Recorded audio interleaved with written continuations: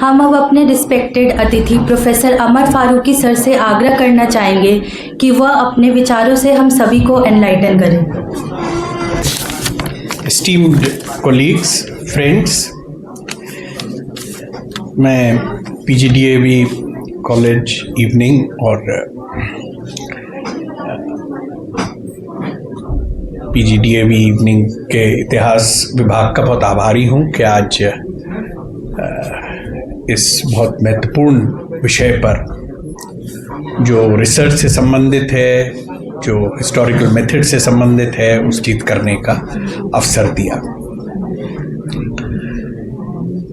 Professor सीमा बावा ने, professor Jafri ने विभिन्न प्रकार के जो स्रोत होते हैं उनको स्रोतों को किस प्रकार से उनका अध्ययन करना चाहिए, किस प्रकार से उनको इंटरप्रेट करना चाहिए, उसकी क्या समस्याएं होती हैं, उस पर प्रकाश डाला। और मैं थोड़ी बहुत इसी संदर्भ में बात करना चाहूँगा। एक विषय को लेकर जो स्रोत हैं और जो उसमें समस्याएं हैं, थोड़ा सा उसका उदाहरण देते हुए फिर स्रोतों की, हिस्टोरिकल मेथड की थोड़ी सी बात करूंगा। और मैं यहाँ बात करना चाहूँगा 1857 के विद्रोह की। आप थोड़ा बहुत मैं समझता हूँ कि 1857 के बारे में जानकारी है आपको, तो उससे संबंधित थोड़ी सी जो समस्याएं हैं उस पर थोड़ी सी मैं उस पर बात करना चाहूँगा। तो किस प्रकार से अगर कोई विद्यार्थी, कोई शोधकर्ता, उसके ऊपर कोई रिसर्चर उस पर रिसर्च कर रहे हैं, तो किन बातों का ध्यान रखना आवश्यक है। ये केवल उदाहरण के तौर पर है, but this can apply to any topic that you are researching on.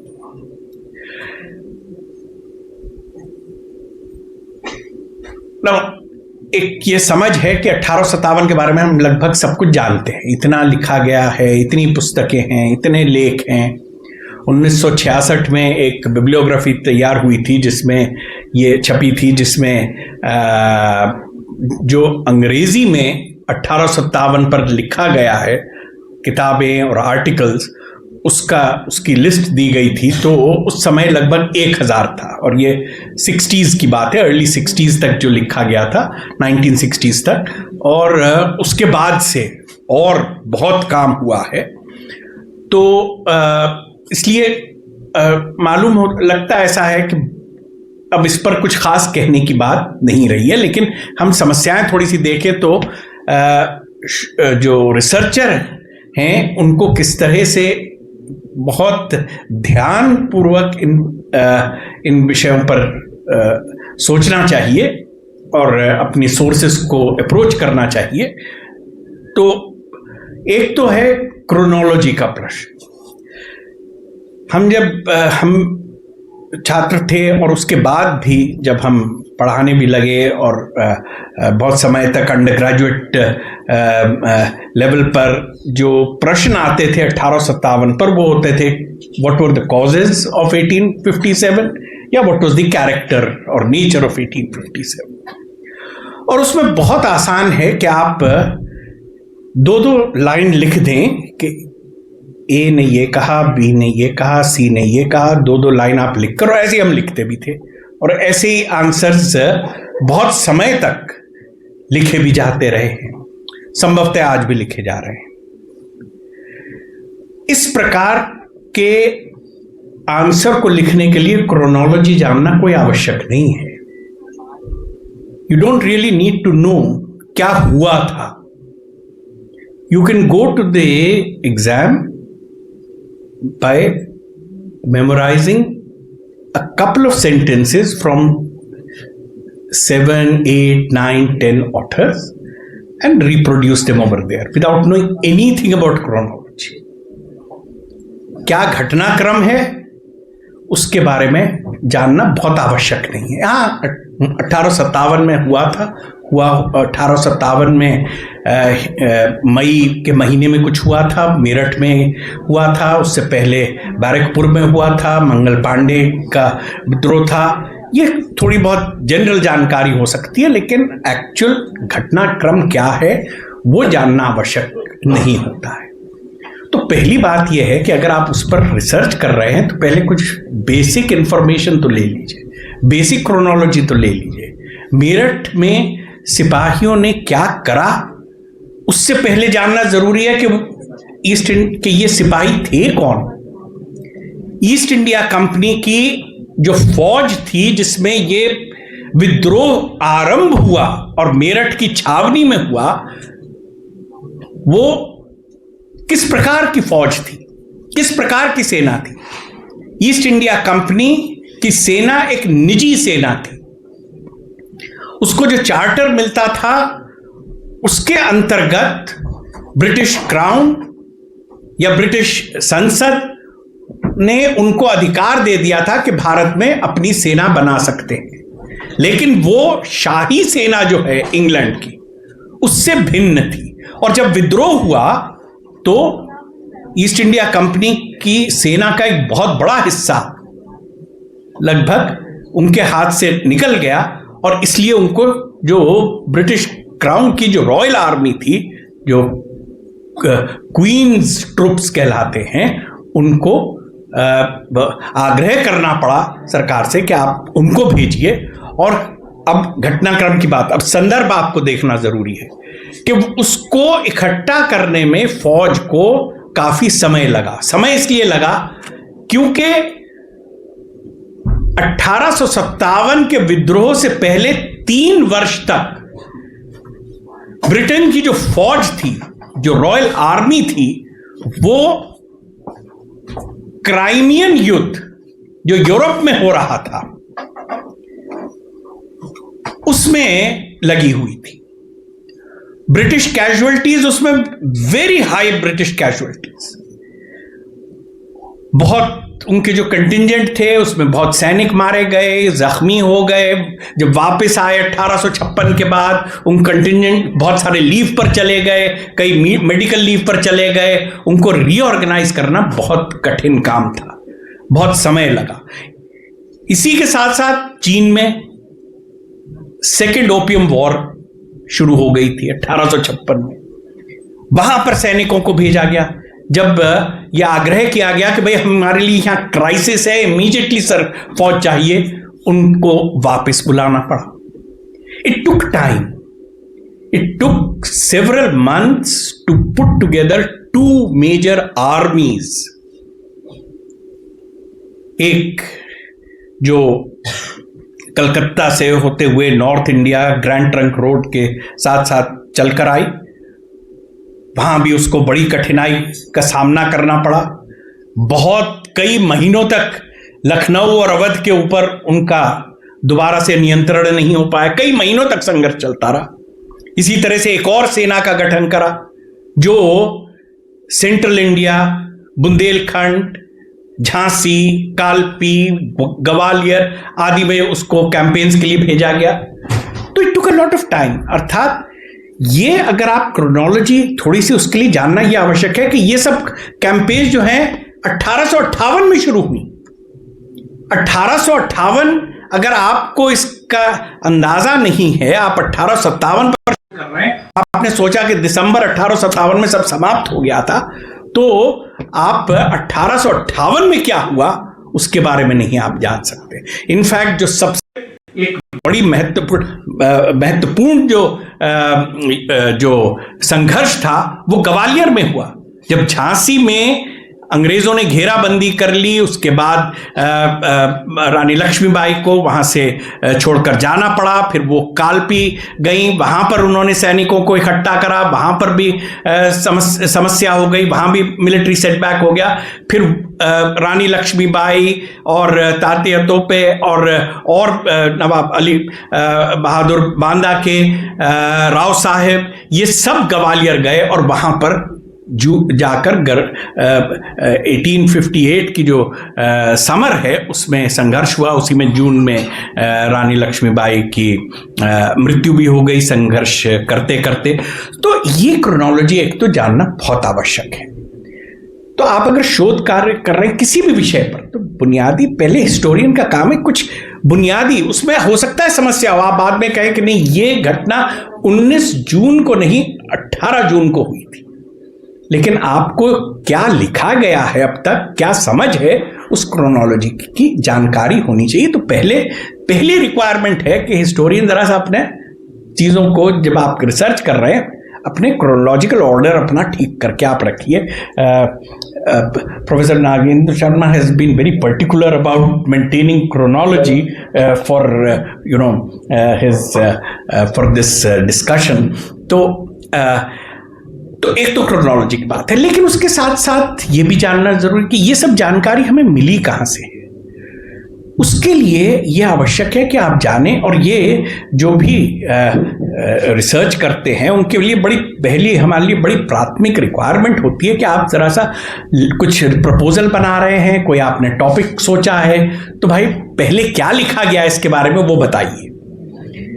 Review of literature को हम बहुत महत्वपूर्ण मानते हैं, तो क्या क्या महत्वपूर्ण राइटिंग्स हैं, क्या उनके अलग अलग दृष्टिकोण हैं, उसमें क्या क्या अलग अलग इंटरप्रिटेशंस मिलती हैं, जरा सी उसकी आप समरी बनाइए। तो उसके लिए जानना आवश्यक है क्या लिखा गया, और उसके लिए यह भी जानना आवश्यक है कि उसमें क्या समस्याएं हैं। आपका रिसर्च क्वेश्चन तो वहीं से निकलेगा ना। अगर सब कुछ जितना रिसर्च होनी संभव थी किसी विषय पर वो हो ही चुकी है, तो आप फिर क्या कर रहे हैं? आप अगर समय लगा रहे हैं तो आप इसलिए लगा रहे हैं कि आपने किसी विषय में जिसके में आपको रुचि है, आपने उस पर रिसर्च करने का सोचा है, और उस पर रिसर्च जब आप शुरू कर रहे हैं तो आप ये पहले देखेंगे कि और जो काम हुआ है उसमें कोई ऐसी समस्या है क्या, कोई ऐसा प्रश्न है, कोई बात छूट गई है, कोई ऐसी इंटरप्रिटेशन है जो हमें लगता है कि ये इंटरप्रिटेशन ठीक नहीं है, हमने जो एग्जिस्टिंग सोर्सेज हैं उसको दूसरी तरह से इंटरप्रेट करना आवश्यक है। Professor Seema Baba was talking about different ways in which you can interpret and approach sources using different range of sources. तो ये बहुत आवश्यक है कि आप पहले जाने तो कि भाई लिखा क्या, एटलीस्ट बेसिक जो उस पर सेकेंडरी लिटरेचर है, जो हम प्राइमरी और सेकेंडरी की बात हो रही है, तो सेकेंडरी लिटरेचर तो आप जरा सा जान लीजिए, बेसिक रीडिंग्स तो आप जान लीजिए। और उसमें मैं आपको 2-3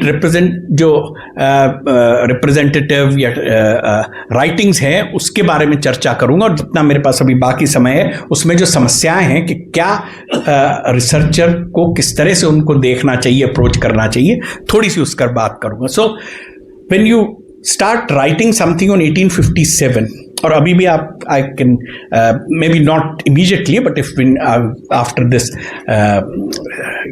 the program is over, just go and do a search on some of these authors I'm going to name. They are such familiar names कि आप एक बार डालेंगे और 1857 या म्यूटिनी आप लिखेंगे, आप देखेंगे कि कम से कम कई बार 50, कई बार 40 ऐसे आपको उसमें साइट्स में उनके बारे में मिल जाएगा। Coaching centres have made these things very easy. When I type some of these names, I actually don't get references of books, I get references from coaching centers. तो वो आपका काम बहुत उन्होंने आसान कर दिया, लेकिन वो किस तरह से प्रॉब्लम भी हो रही है वो आप जरा सा देखिए। So one author whom you will hear about is an author called Charles Ball.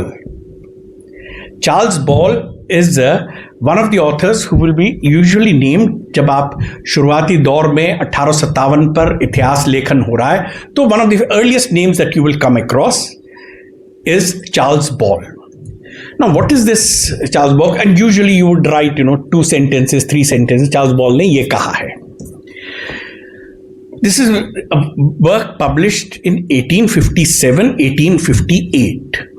So what is this work? Actually, it's a huge work 2 volumes में है, लगभग कंबाइंड उनकी जो नंबर ऑफ पेजेस हैं वो लगभग 1400 हैं।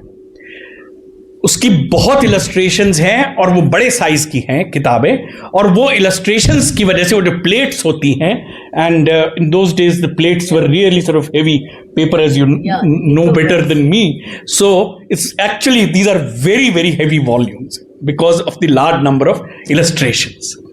वो इलस्ट्रेशंस भी क्या हैं?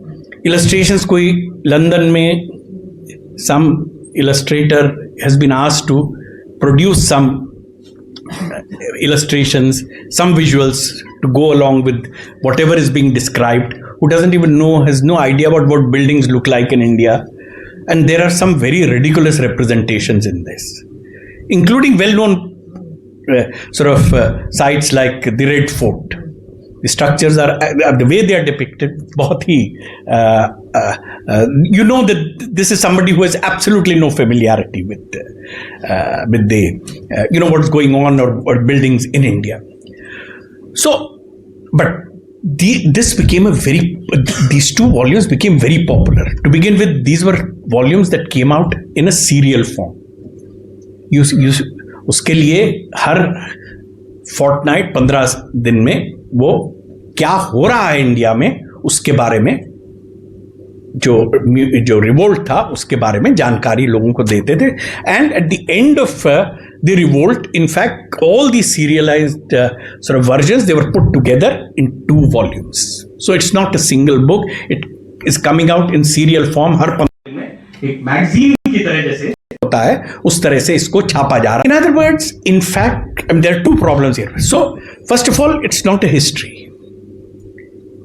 In fact, it would be difficult to find somebody by the name of Charles Ball as a historian. Charles Ball is a real person, but is somebody who actually compiles a lot of material which is put together collectively.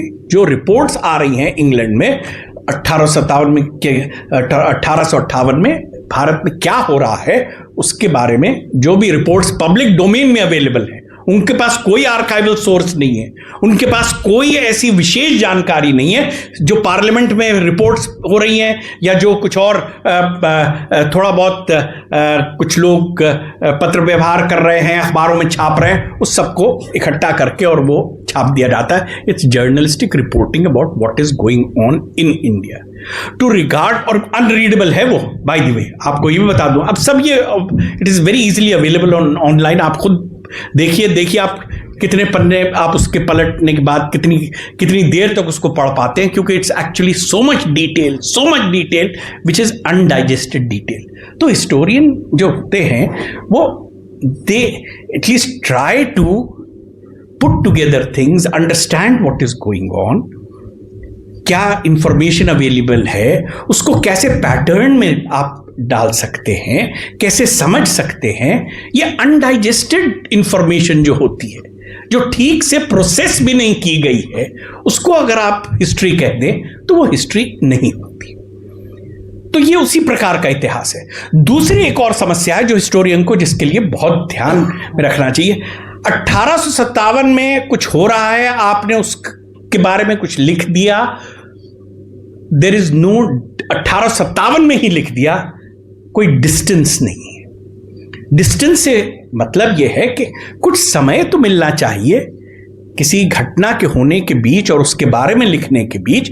कुछ समय होना चाहिए जिसमें आप reflect कर सकें उस पर, जिसमें सोच विचार कर सके, जिसमें जो लोग और लोगों ने क्या कहा है उनकी समझ के बारे में आपका कुछ विचार बन सके।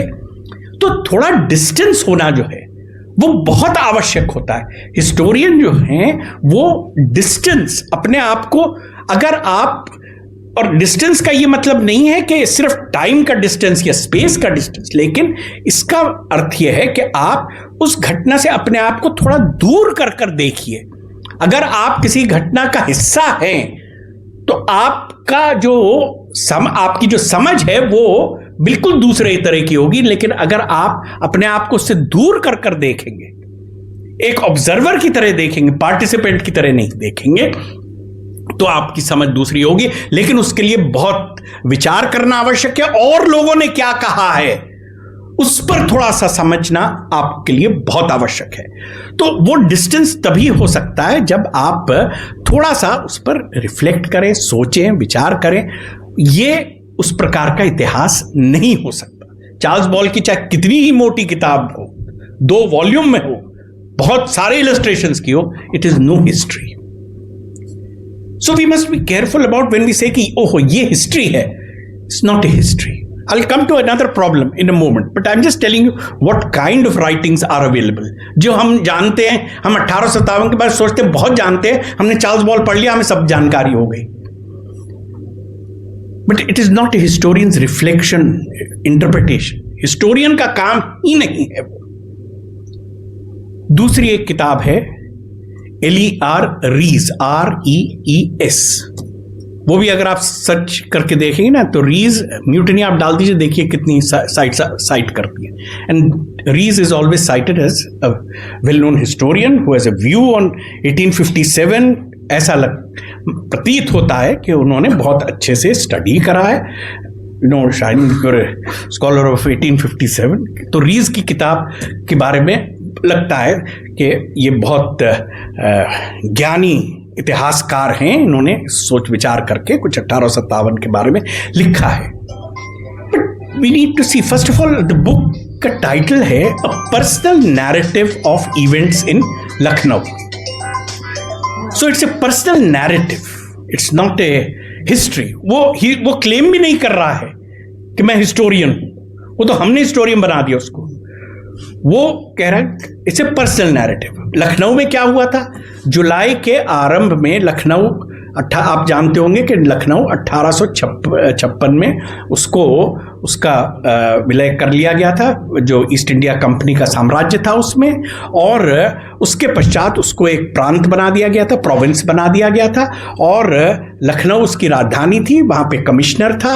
और 1857 में जुलाई के आरंभ में लखनऊ में विद्रोहियों ने कब्जा कर लिया था और अपना जो नियंत्रण करने के बाद जितने वहाँ पर यूरोपियन थे, अंग्रेज थे, ऑफिशियल थे, नॉन ऑफिशियल थे, वो उन्होंने जाकर एक कंपाउंड है वहाँ, जो लखनऊ से परिचित होंगे वो जानते होंगे क्योंकि आज भी काफ़ी महत्वपूर्ण वो साइट है, लोग जाते हैं। वेरी वेल मेंटेन्ड लखनऊ का जो रेजिडेंसी है, रेजिडेंसी जो है वो ऑफिशियल्स की, वहाँ पे हाई जो इम्पोर्टेंट ऑफिशियल्स थे उनके रहने की जगह थी, उनके दफ्तर थे, और उस कंपाउंड में जाकर उन्होंने शरण ले ली थी। और लगभग 10 महीने तक विद्रोहियों ने लखनऊ के ऊपर अपना नियंत्रण रखा और इसकी घेराबंदी कर दी। अब इसमें जो रीज थे, he was not an official, वो व्यापारी था। He was based in Lucknow. He had business in Kanpur also, in Calcutta also. और वो उसने भी वहाँ शरण ली और उसने 1858 में जाकर जब वहाँ पर अंग्रेजों का दोबारा से कब्जा हुआ लखनऊ में, उसने एक पुस्तक छापी जो उसके पर्सनल संस्मरण थे। उसके संस्मरण हैं, ये हिस्टोरिकल अकाउंट नहीं है। अब यहां पर आप देखिए, this is a very valuable primary source. So when you look at something as a historical account, as secondary literature, and when you look at something as a primary source, you must be able to distinguish between the two. Incidentally, and I think you were mentioning this, that a primary source has its own problems, its own layers also. Also, primary source for some kinds of research can be a secondary source and the other way around also. So इसलिए ये हम जो रीज है, ना तो ये इतिहासकार है, ना ये क्लेम कर रहा है कि मैंने इतिहास लिखा है, but he is actually writing for, please understand, England में इस समय तक बहुत बड़ा रीडरशिप है इस तरह के सामग्री के लिए। There is a huge market for, और in fact that market is insatiable. इतना आप मटेरियल छप रहा है लेकिन फिर भी मांग है, लोग जानना चाहते हैं कि क्या हुआ था, क्या हो रहा था, वो किसी एक क्षेत्र में क्या हुआ था, किसी और क्षेत्र में, किसी डिस्ट्रिक्ट में क्या हुआ था, किसी एक पर्टिकुलर व्यक्ति ने क्या करा था। All this information is being published और मार्केटेड, तो उसमें संस्मरण भी हैं, उसमें लेटर्स भी हैं, उसमें कई बार क्या होता था कि कोई सैनिक है, कोई अंग्रेज फौजी है, वो उसने पत्र अपनी फैमिली को लिखे, उस फौजी की मृत्यु हो गई तो उसकी याद में वो पत्र जो हैं वो इकट्ठा कर और वो छाप दिए। सो इस और ऑफिशियल अकाउंट्स भी हैं, तो इस प्रकार की जनरल हिस्ट्रीज भी हैं, तो कई तरह के अकाउंट्स हैं। और Rees was only providing, it's a very well written account, it's a very well written account about his experiences के 1800 के ये जब घेराबंदी हो गई तो हमारा रेजिडेंसी में क्या हाल हुआ, बहुत इंफॉर्मेशन प्रोवाइड करता है वो, but it is a primary source, it is not a history, and that is something we have to be careful about. There is a third, so I'm just giving you quickly 3 different kinds of writings which came out 1857-1858 में, क्योंकि जो बहुत सारी किताबें जिसका चर्चा होती है कि ये इतिहासकारों ने लिखी हैं 1857 के बारे में, some of the earliest writings are 1857-1858, लेकिन इनको इतिहास लेखन के तौर पर सोचना या ये सोचना कि इतिहासकारों ने लिखी है, ये अनुचित होगा। और मैं उसके बारे में अंत में थोड़ी सी चर्चा करूंगा। मैं जल्दी से 2-3 उदाहरण दे दूं। एक और छोटी सी पुस्तिका है, बल्कि पैम्फलेट है, जो एनोनिमसली छपा 1857 में, विद्रोह की शुरुआत के शुरू होने के कुछ हफ्ते बाद उसका एक भाग छपा और 1857 के अंत में उसका एक और भाग छपा कुछ महीने बाद, mutiny in the Bengal army. ये एनोनिमसली पब्लिश्ड है। और later on we get to know, because this person himself disclosed this and historians also have established this, कि ये इसके लेखक था एक व्यक्ति जिसका नाम था George मैलिसन, MALLESON. Now Malleson is an important figure and I'll end with that example today. So Malleson ने पुस्तक एक ये पैम्फलेट लिखा और एनोनिमसली लिखा, और उस पैम्फलेट में उसने बंगाल जो मैंने आपको ये बताया था कि ईस्ट इंडिया कंपनी की अपनी निजी फौज थी, ईस्ट इंडिया कंपनी की जो प्राइवेट आर्मी थी उसके 3 अंग थे, एक मद्रास आर्मी, एक बॉम्बे आर्मी और एक बंगाल आर्मी। और सबसे जो उसमें महत्वपूर्ण उनका अंग था, सैनिक अंग, वो बंगाल आर्मी था। वो सबसे ज्यादा एक्सपीरियंस्ड, वेल इक्विप्ड, और उसका प्रयोग साम्राज्य विस्तार के लिए 19वीं शताब्दी के शुरुआती दशकों से लेकर और 1857 के से कुछ समय पहले जब पंजाब युद्ध हुए, फिर उसके बाद बर्मा का दूसरा युद्ध हुआ, उसमें उसका प्रयोग किया गया था।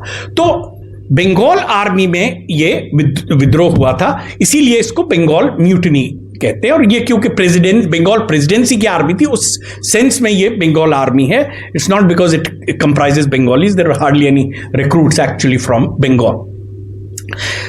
तो he wrote this pamphlet, small pamphlet, but it's a very interesting pamphlet, क्योंकि आप इससे समझ सकते हैं कि ये कोई ऐसा व्यक्ति है। So George Malleson, we know that the author is George Malleson. We also know that George Malleson was a low level young British, young East India Company army official who had a desk job. Front पे काम उसका तैनात नहीं था, वो उसका desk job था audit department में। तो कलकत्ते में रहकर, और जो उसको दफ्तर में सुनाई दे रहा था, जो गॉसिप होती है दफ्तर की कि ये हुआ, इसने ये गलती करी, इसने ये जिम्मेदार हैं, इन्होंने ठीक से इनका जो पॉलिसी थी गलत थी, वो उस तरह की चर्चा उसमें आपको मिलेगी। और वो यूजफुल है, और वो इसलिए भी आप समझ सकते हैं क्यों एनोनिमस है, क्योंकि इसने जिस तरह की क्रिटिसिज्म कर रहा है हाई ऑफिशियल्स का, वो उसको फौरन बर्खास्त कर दिया जाता अगर ये पता लग जाता कि जॉर्ज मैलिसन ने ये लिखा है। सो ये is a particular view.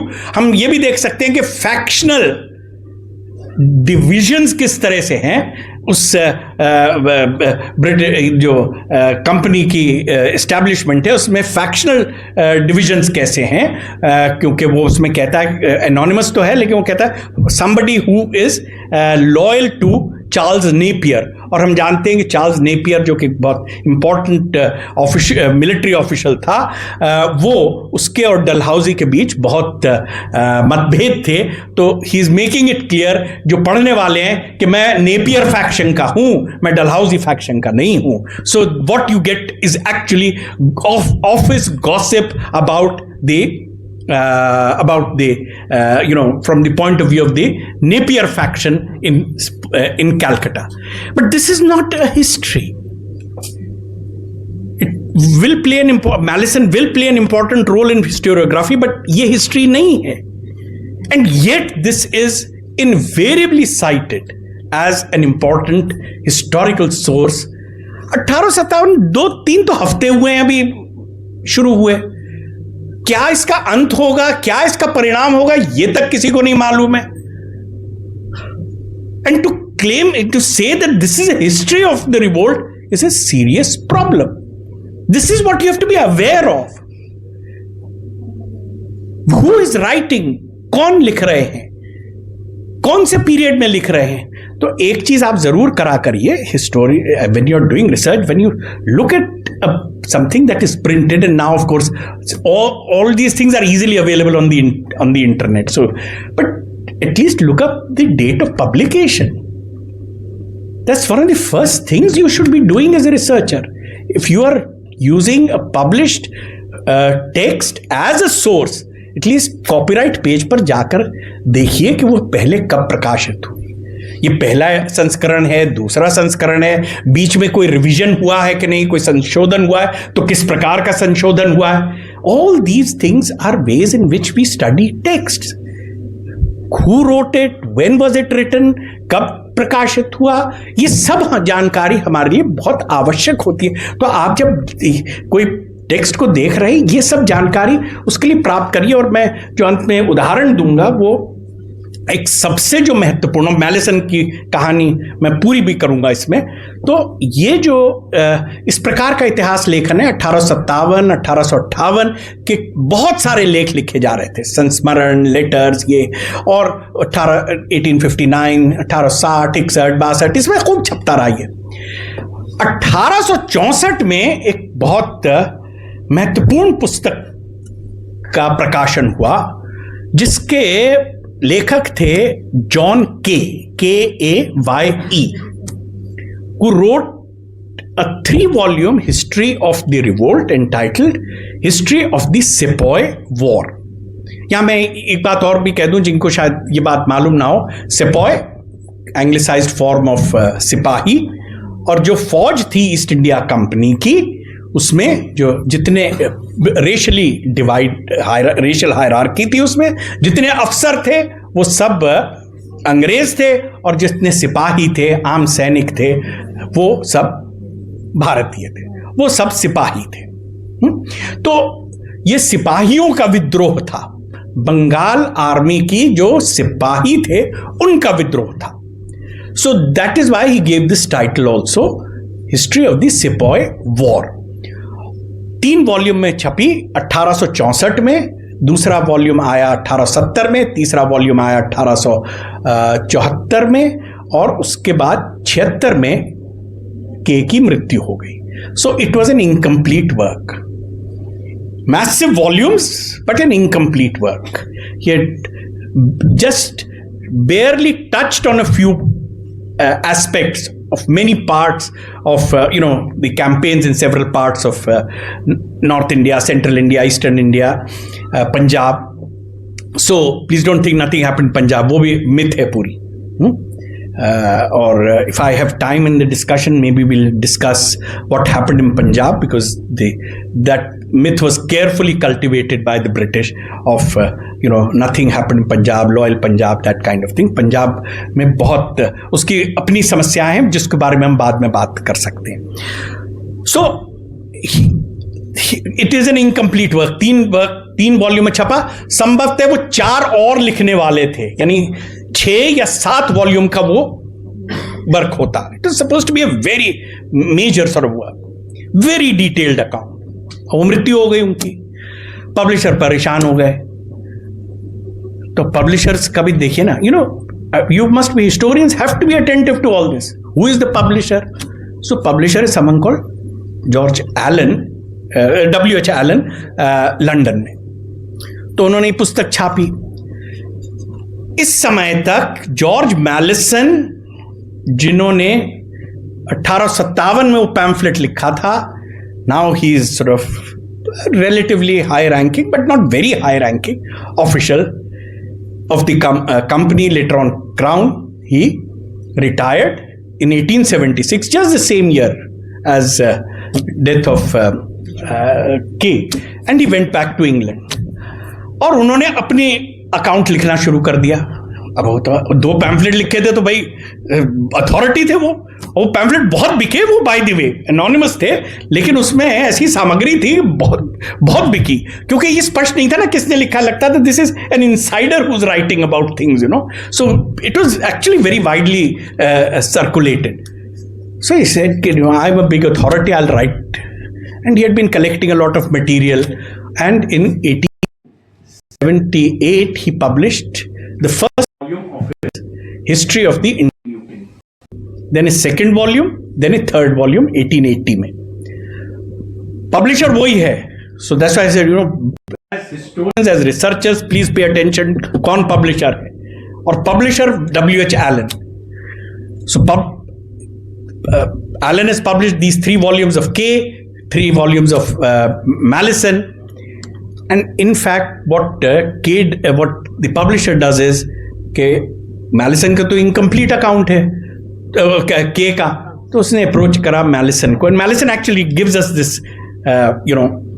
in the preface he mentions in the first volume of his work, I was asked to complete Kay's account, and he actually wrote 3 more volumes and completed that account. But the interesting thing is how he tied up the two. Whether he did it himself, publisher ने करा, वो तो कोई researcher अगर उनकी archives में जाके study करे तो we don't have any sort of information, but they must have done it together, publisher and author. तो उसका सबटाइटल इंटरेस्टिंग है. The subtitle of Mallison's history is History of the Indian Mutiny. He changed the title, History of the Sepoy War, History of the Indian Mutiny. Commence करना, शुरू होना, commencing from the end of the second volume of Kay's History of the Sepoy War. Very clever. एक best selling author है, तो उस best selling author के साथ अपना नाम जोड़ दीजिए आप, तो देखिए आपकी किताब कितनी बिकेगी. So one of the things he did was good sort of business work. He tied up his volume with Kay's volume. He ignored the third volume. I don't have time to go into why he ignored the third volume, but main thing is he had very serious differences. बहुत मतभेद थे उसके जो interpretation था के का उन घटनाओं के बारे में जो तीसरे वॉल्यूम में वर्णन करा था, वो उन्होंने ड्रॉप कर दिया. अपने 3 वॉल्यूम उसके साथ जोड़ दिए, 5 वॉल्यूम हो गए, 1 वॉल्यूम इंडेक्स का. This became a 6-volume work entitled Kay's and Mallison's History of the Indian Mutiny. And it became a bestseller. 6 volume. 6 volumes is, थोड़ा सा हम भी झिझकते हैं जब खरीदते हैं. मैं तो 6 वॉल्यूम को खरीदने की मेरी क्षमता है नहीं, लेकिन even if you are a little sort of well off, you would think कि 6 वॉल्यूम ले जाऊं. But everyone, this was such a hot topic. People bought these volumes, and there was a deluxe edition. There were so many other editions. But more importantly, British empire के जितनी educational institutions हैं, जितनी universities हैं, there were no universities in India at that time. सब, they were just coming up, I should say, sorry. But in all those, these volumes would be found. अभी भी कुछ पुराने जो कॉलेजेस हैं, actually you might have volumes of Kay's and Mallison's, some later edition in your library also, because this is a very old college. So you might have in the reference section. They are rare volumes. But the point is, and this was considered to be the authoritative account of what happened in the revolt. And this is an account which you would find in every major institution, every major library, every major, not only library, in district offices mein, India mein, there would always be these 6 volumes. Anything you want to know, कुछ जानकारी लेनी है, यहाँ क्या हुआ था, मुरादाबाद में क्या हुआ था, बरेली में क्या हुआ था, अलीगढ़ में क्या हुआ था, झांसी में क्या हुआ था, इंदौर में क्या हुआ था, आप उसमें से निकाल के और उसमें देख लीजिए कि क्या लिखा है। लेकिन ये विद्रोह का इतिहास नहीं है, और उसके 2 कारण हैं, और वही कह के मैं बात समाप्त करूंगा। एक, इस वजह से कि जिस प्रकार इसको प्रस्तुत किया गया है, ये विद्रोह को किस तरह से कुचला गया, ये उसका इतिहास है। इसके बीच में आप अंतर कीजिए, क्योंकि वो केबी और मैलिसन भी क्या दर्शाने की कोशिश कर रहे थे, वो दर्शाने की कोशिश कर रहे थे कि अंग्रेजों ने अपनी बहादुरी से, अपनी वीरता से, अपनी सैक्रिफाइस से कितना हेरोइक काम करा विद्रोहियों से भारत को बचाने का। और वो कह रहे हैं ये भारत को बचाने का मतलब ये नहीं था कि साम्राज्य को बचा रहे हैं, हम भारतीय समाज को बचा रहे थे। क्यों? क्योंकि हमारा शासन भारत के समाज को प्रगति की राह पर लाने के लिए था। 1857 में उसमें रोक लगी। हमारे जो जितने सैनिक थे और भी जो अंग्रेज थे, भारत में अफसर थे, उन्होंने हस्तक्षेप करके, अपनी वीरता दिखा के, और उसको प्रगति की राह पर उससे हटाया जाए, उस प्रयास को विफल कर दिया। तो it became a story of British heroism, but individuals, तो उसमें इंडिविजुअल्स हैं हु मैटर। घटनाएं क्या हैं, क्या उनके आपस में लिंक्स हैं, ये कुछ उससे उनको ज्यादा सरोकार नहीं था। These are stories of individual heroes, और ये इतिहास है of the suppression of the revolt, not of the revolt. और यही फ्रेमवर्क था जिसमें और भी जो इतिहास लिखा गया, जो औपनिवेशिक दृष्टिकोण से लिखा गया, वो इतिहास है विद्रोह को कुचलने का इतिहास, वो एक विद्रोह का इतिहास। तो उसकी जब हम उसको पढ़ते हैं तो इन बातों को ध्यान में, क्या फ्रेमवर्क है जिसमें लिखा जा रहा है, हमें बड़ी आसानी से बता दिया जाता है। चार्ल्स बॉल ने लिखा, या के ने ये लिखा है, मैलिसन ने लिखा, क्या लिख रहे हैं थोड़ा सा समझने की आवश्यकता है, एक फ्रेमवर्क। लेकिन अंत में मैं जो बात कहना चाहूं, which is very important for the historian, none of these writers are, even Kaye and Malleson, are not professional historians. आप ट्रेनिंग ले रहे हैं प्रोफेशनल हिस्टोरियन बनने के लिए, और जब आप प्रोफेशनल हिस्टोरियन बनने की ट्रेनिंग ले रहे हैं, तो आप किस तरह से सोर्स का प्रयोग करा जाता है, किस तरह उसको इवैल्यूएट करा जाता है, किस तरह इंटरप्रेट करा जाता है, किस प्रकार के प्रश्न स्रोत से पूछना आवश्यक है, किस तरह से घटनाओं को एक फ्रेमवर्क में रखना आवश्यक है, ये सब जानना हिस्टोरियन की ट्रेनिंग होती है। और ये बहुत स्पष्ट हो जाता है के प्रीफेस से। प्रीफेस हमेशा पढ़ा करिए, historians should always read the preface of the many things that preface will tell you. So in the preface he says ke this is John Kay writing in the first volume, History of the Sepoy War, published in 1864. he says ke मैं लिख रहा हूं, मेरे पास बहुत स्रोत थे। मुझे जो सेक्रेटरी ऑफ स्टेट था चार्ल्स वुड, उसने कहा क्या, जो which is the minister for Indian affairs, उन्होंने कहा कि आपको जो आर्काइवल मटेरियल चाहिए सब उपलब्ध है, आकर आप देख सकते हैं उसको। लेकिन मुझे उस सब की बहुत आवश्यकता नहीं पड़ी, मैंने इस्तेमाल करा लेकिन बहुत आवश्यकता नहीं पड़ी, क्योंकि मेरे पास इंडिविजुअल्स के टेस्टिमनीज थी और लेटर्स थे, उसका मैंने प्रयोग करा। But then he goes on to say something very interesting. He says के मैंने इससे पहले एक पुस्तक लिखी थी, it was a book called history of the Afghan war, First Afghan War, 1839-1842. I don't need to go into what happened in that Afghan war, but it was a major defeat for the British army, very major defeat. तो उन्होंने 3 volume की लिखी थी और उसमें उन्होंने बहुत उससे नाम कमाया था। ये कुछ ही साल पहले लिखी थी उन्होंने, म्यूटनी की, ये रिवोल्ट के बारे में लिखने से पहले बहुत नाम कमाया, बहुत history of the Afghan war बहुत बिकी।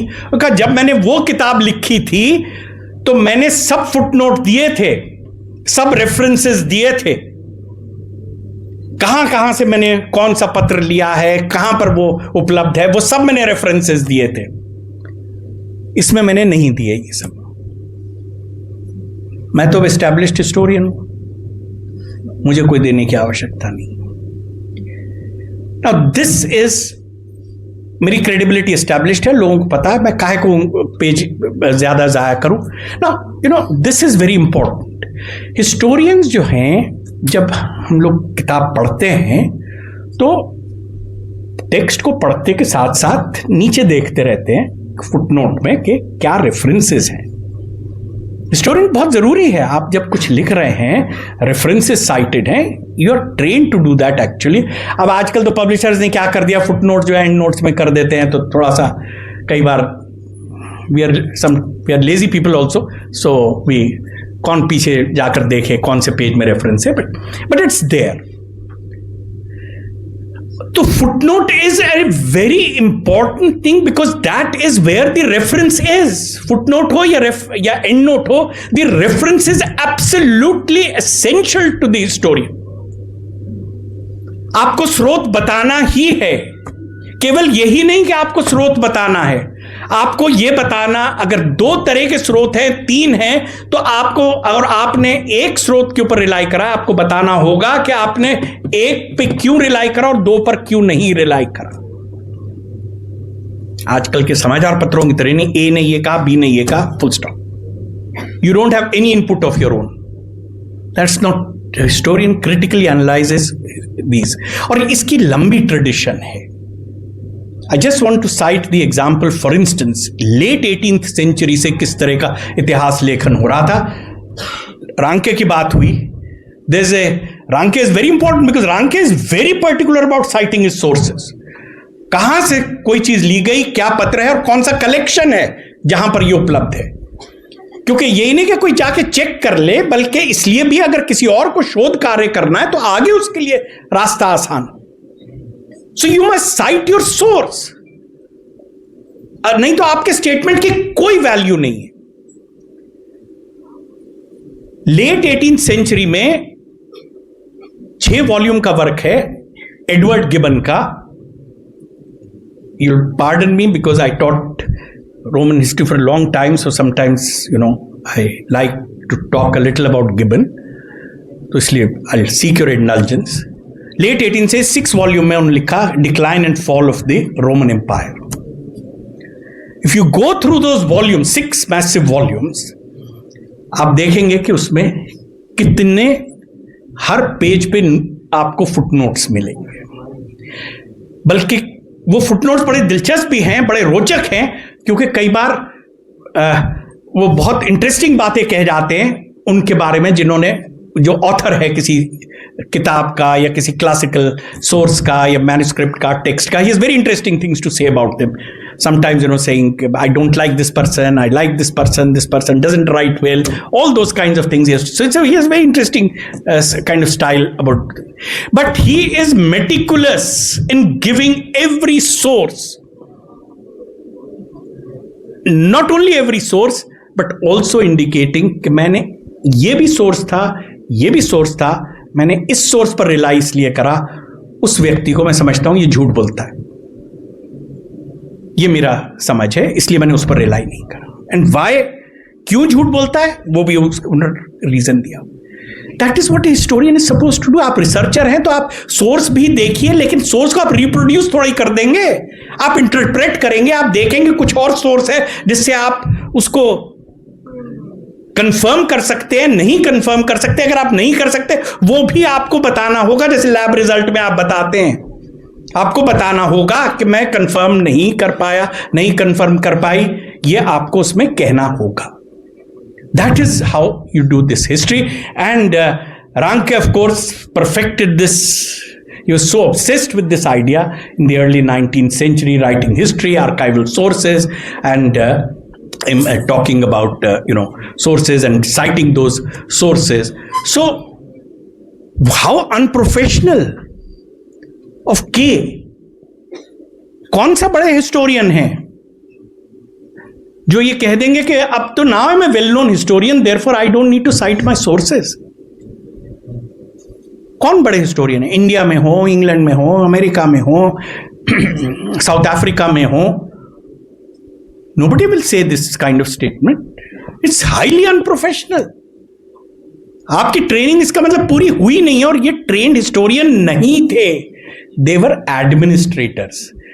एक बात बस ध्यान में आप रखिए, 19वीं शताब्दी का जो पूरा इतिहास लेखन है भारत पर, वो ब्रिटिश एडमिनिस्ट्रेटर्स का है।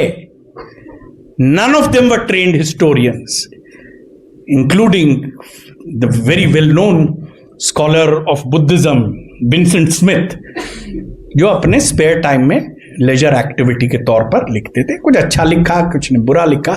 None of them were trained historians. Therefore, please also cherish and value your training as a professional historian when you are studying this subject. Thank you.